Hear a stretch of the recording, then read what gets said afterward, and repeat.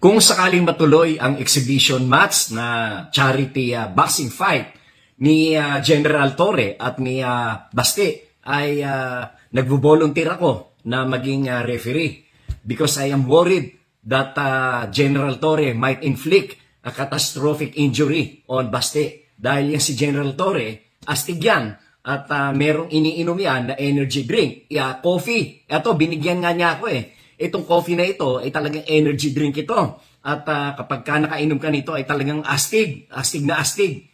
At talagang malakas na malakas ang katawan mo. Kaya ako ay nagwo-worry dyan kay General Torre. Baka ma-carried away siya at masobrahan ang pagsusuntok niya kay Baste. At ayoko naman na magkaroon ng serious injury dyan.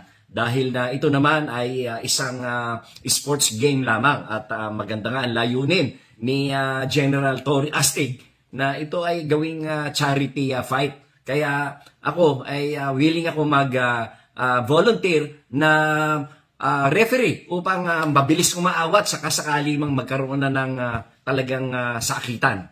Kaya ako ay mag-volunteer. Referee Larry Gadon.